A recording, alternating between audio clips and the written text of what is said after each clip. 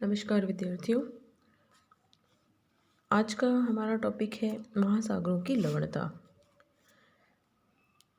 समुद्री जल में ये जो लवणता है इसकी उत्पत्ति कैसे होती है, सबसे पहले हम इसके बारे में पढ़ेंगे। जल में प्राय सभी वस्तुओं को घुला देने का गुण होता है। नदियों के स्वच्छ जल में सदा ही कुछ न कुछ मात्रा में लवण पदार्थ घुले हुए रहते हैं।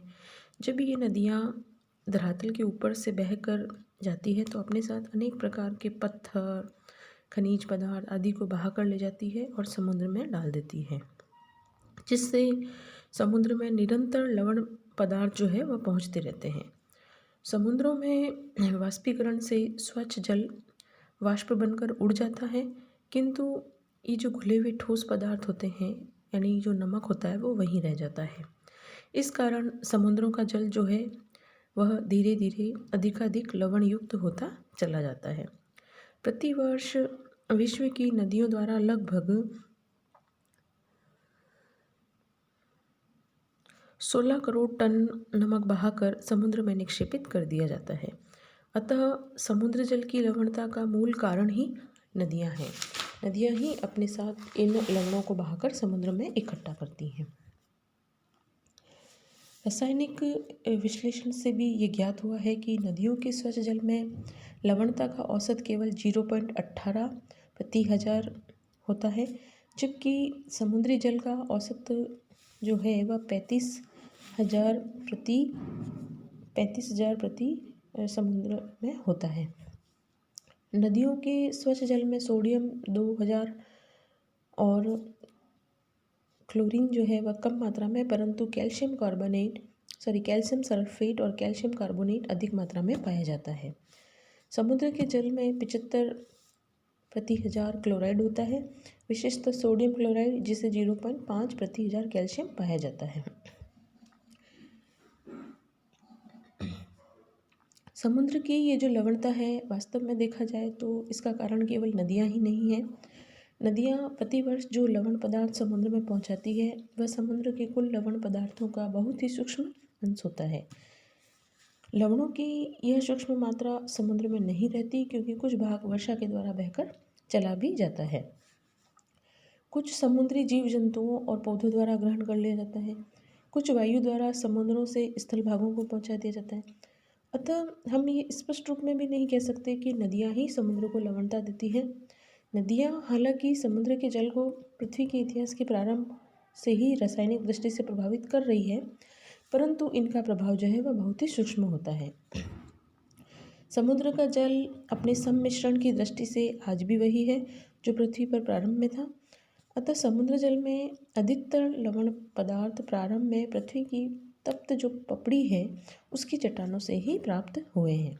उस समय तापमान और वायुदाब की अवस्थाएं जो हैं वह वर्तमान काल से मिश्रण के लिए अधिक उपयुक्त थी। वे लवण पदार्थ आज भी ज्यों के त्यों समुद्र में उसी अनुपात में विद्यमान हैं। इसके अतिरिक्त अभी भी समुद्र में ऐसी रासायनिक क्रियाएं विद्यमान हैं जो समुद्र में स्वच्छ जल के पहुंचने पर विभिन्न लवणों के अनुपात को बदलती रहती है। समुद्री जल के घोल में आज वह सभी तत्व विद्यमान हैं जो पृथ्वी के धरातल की धातुओं को बनाते हैं। तो कहने का मतलब सिर्फ नदियाँ ही लवणता नहीं पहुंचाती, बल्कि प्राचीन काल से जो पृथ्वी की तप्त पपड़ी थी उससे जो भी लवण समुद्र को मिले हैं वही लवणता के प्रमुख कारण भी माने जाते हैं। अब है इस लवणता का अर्थ क्या होता है। तो समुद्रों का जल सामान्यतः स्वच्छ जल की तुलना में खारा होता है। जल का खारापन ही उसकी लवणता को दर्शाता है। जैसे 1 किलोग्राम समुद्र जल में घुले हुए ठोस पदार्थों की कुल मात्रा को समुद्र की लवणता कह सकते हैं। दूसरे शब्दों में महासागरीय लवणता उस अनुपात को कहते हैं जो घुले हुए पदार्थों की मात्रा और समुद्र जल की मात्रा में होती है। इसी तरह भूगोलविदा ओमनी के अनुसार समुद्र जल में पाए जाने वाले समस्त लवणों का योग ही समुद्र की लवणता कहलाता है। अब है समुद्री जल में जो खारेपन की मात्रा है वह कैसे होती है।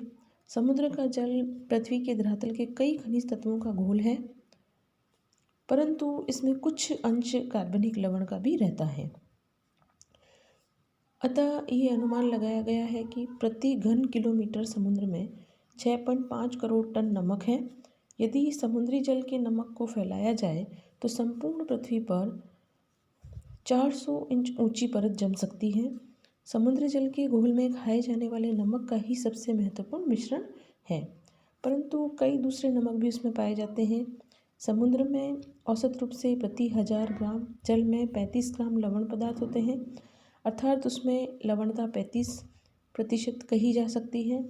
डिटमार ने सन 1884 में चैलेंजर अभियान के समय समुद्र के लगभग सभी भागों गहराइयों में जल के 77 नमूनों को लेकर समुद्री जल की लवणता का विश्लेषण किया और उसी के आधार पर ये बताया कि समुद्री लवण में सोडियम क्लोराइड जो होता है वह 77.8% होता है, मैग्नीशियम क्लोराइड 10.9% होता है, मैग्नीशियम सल्फेट 4.7% होता है, कैल्शियम सल्फेट 3.6% होता है तथा पोटेशियम सल्फेट 2.5% होता है, कैल्शियम कार्बोनेट 0.3% होता है और मैग्नीशियम ब्रोमाइड जो होता है वह 0.2% होता है और ग्राम में यह 35,000 ग्राम होता है। इस तरह से इन सभी लवणों का योग जो है वह 100% हो जाता है। इन नमकों के अतिरिक्त भी समुद्र जल में कई अन्य लवण पदार्थ भी पाए जाते हैं। तो कुल मिलाकर हम निष्कर्ष रूप में ये कह सकते हैं कि समुद्रों की जो लवणता है वह समुद्री जल में घुले हुए जितने भी लवण पदार्थ है उनका एक योग है। तो धन्यवाद विद्यार्थियों।